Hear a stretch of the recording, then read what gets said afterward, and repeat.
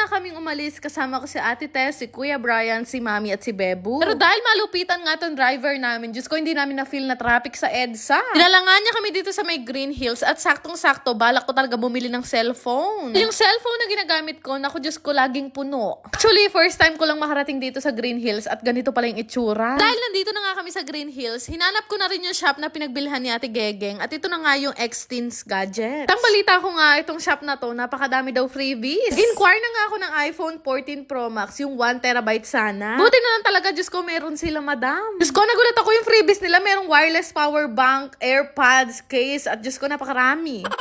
Ay, sa previous pa lang, panalo ka na. Actually, wala naman sa plano ko bumili ngayon ng cellphone. Pero dahil dito nga kami dinala ni Ate Tess, napasubo na ako. So, alam nyo ba, matagal ko rin pinag-ipunan tong iPhone 14 Pro Max na to na 1TB.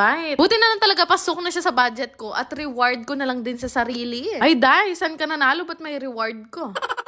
Sabi nga nila, wag mo daw bibilhin yung isang bagay kung hindi mo daw afford. Pero sa totoo lang, cellphone kasi ang puhunan para sa pagbablog, kaya bumili talaga ako ng mataas na storage. Pagkabigay nga sa akin ng stocks nila, binuksan ko na agad at chinek ko na at na-amaze nga ako sa ganda niya. Actually, isa to sa mga wishlist ko ngayong taon. Alam nyo ba, totoo nga ang chismis na marami talagang bumibili dito sa shop na to. Kung anong mga time na to, napakarami nga nakapila. Kaya naman nagpatulong na ako kay Bebu para ma-set up na tong cellphone at check ko na. Bali, dito ko na nga lang sinetup to, pati yung Face ID, at natatawa nga ako sa sarili ko dahil nakatingin sa akin yung iba pang customer. Bay, ngayon ko lang na-realize na medyo awkward pala mag-setup ng Face ID sa public.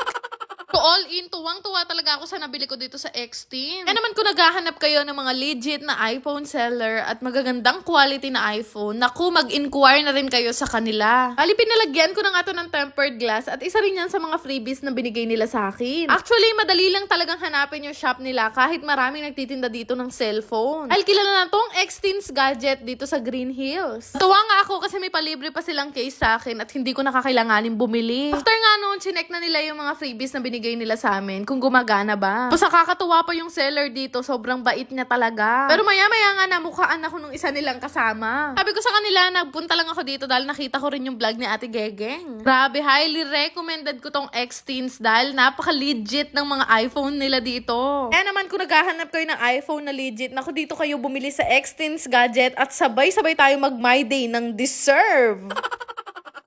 Maglalaro lang kayo gamit ang inyong mga cellphone at pwedeng-pwede na kayong kumita gamit itong Diamond Game. Click nyo lang yung link na makikita nyo sa comment section at gumawa kayo ng account gamit ang inyong mga phone number, mag-create ng password at ilagay yung verification code na marireceive nyo. Ganun lang naman kadali mag-register dito sa Diamond Game at magkakaroon na agad kayo ng account. Once maka-register, kakailanganin nyo muna mag-cash in bago kayo maglaro. So, meron namang guide dyan kung paano kayo magka-cash in. Itong Dragon and Tiger yung madalas kong laruin dito dahil napakadali lang manalo. Naku, kahit piso lang yung pera mo na yan, pwedeng-pwede mo yung ilaro dito sa Diamond Game. Dahil 1 peso to 500 pesos yung pwede mong i-bet dito sa Dragon and Tiger. Grabe, napakadaling laro na pwedeng-pwede nyo talagang kuhanan ng income. Naku, basta talaga may tiyaga ka, marami ka mapapanalunan dito. Ito lang naman kasi yung pagpipilian mo dito, Dragon, Tiger, or Tai lang. Take your own risk, eka nga. Kaya kanya-kanyang swerte tayo sa paglalaro. Pero ngayong araw, matatawag kong swerte yung sarili ko dahil nanalo ko ng 1,800 pesos sa isang bet. Di ba yung 500 ko, 5,600 na ngayon? Dali lang naman mag-cash out dito. Lagay nyo lang naman yung amount na gusto nyo i-cash out at syempre yung GCash account number nyo. Kaya naman, subukan nyo na ring laruin at mag-download na rin kayo nitong Diamond Game. Yan lang naman. Salamat!